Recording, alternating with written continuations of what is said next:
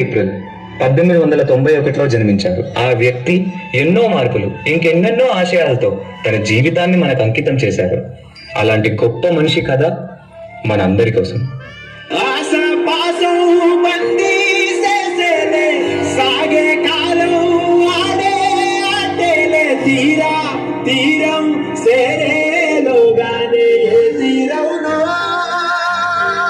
నమస్కారం మాస్టారు.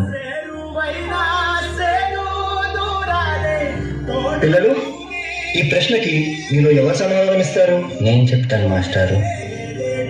భీమ్రా, ఆగిపో. నువ్వు ఆ బెల్లాన్ని తాకితే దాని వెనకాల ఉన్న మా భోజనం మైలైపోతుంది. నువ్వు కూర్చో. నువ్వు వెళ్ళి రాయి భీమరావు.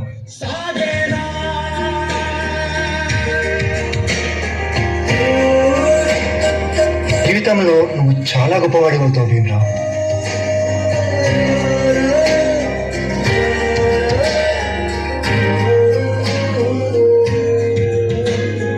నీ వల్ల మా భోజనం మైలైపోయింది. ఇది కూడా నువ్వు పెట్టిడు.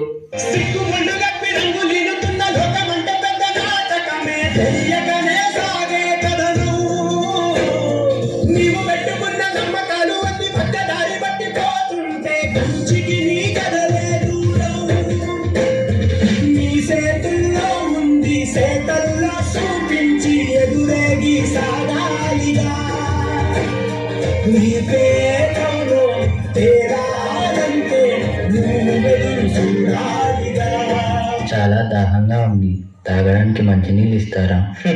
నీలాంటి వాళ్ళకి అదిగో ఆ మురికి నీళ్ళే, వెళ్ళి తాగు.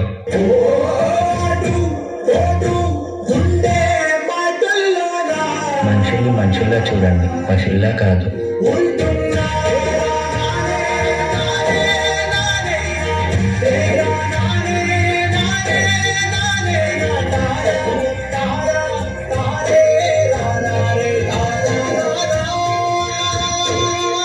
నువ్వు ఎవరికీ తల వంచకూడదు.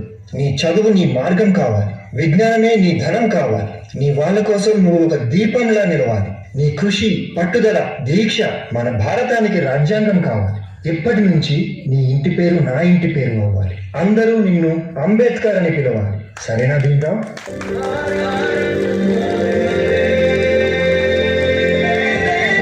ఎంతమంది తనని తక్కువగా చూసినా చదివే లోకంగా మార్చుకొని మెట్రిక్ సాధించాడు. అదే సమయంలో పెద్దలు తన పెళ్లి కూడా చేశారు. సాయాజీరావు గాయక్వాడ్ అనే మహారాజు సాయంతో విదేశాల్లో చదువు పూర్తి చేసి ఎన్నో ఘనతలు సాధించి తిరిగి వస్తారు.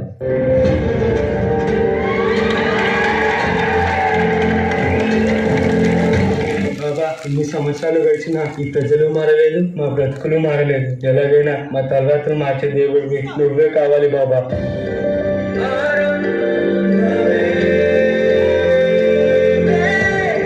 ప్రజల కోసం ఎంత కష్టమైనా పోరాడతాను.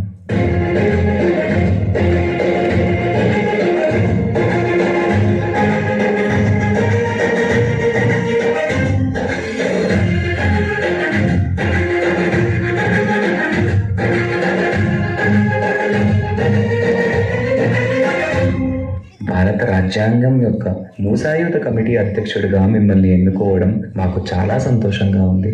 ఇన్నేళ్లకి నా ప్రజలకి, నా దేశానికి సేవ చేసే సమయం వచ్చింది. భారత రాజ్యాంగాన్ని నిర్మించే అవకాశం నాకు దక్కింది.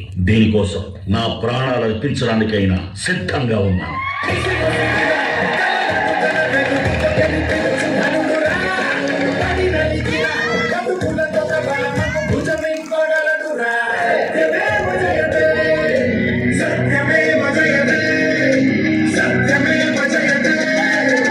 అంబేద్కర్ని ఒక ప్రాంతానికో, ఒక కులానికో, ఒక మతానికో పరిమితం చేయలేము.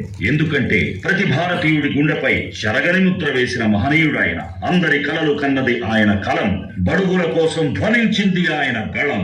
భారతదేశంలో రాజ్యాంగం ఉన్నంత వరకు ఆయన మన మధ్య బతికే ఉంటాడు.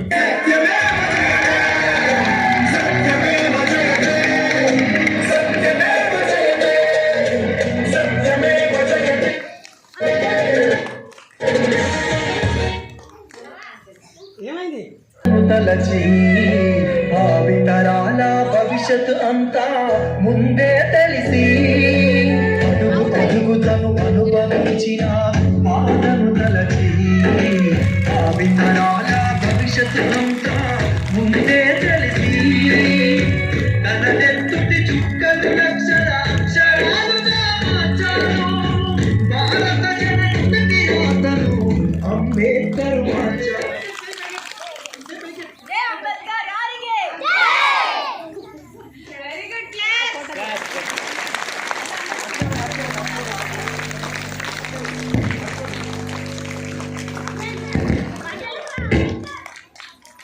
అంబేద్కర్ కొంచెం ముందు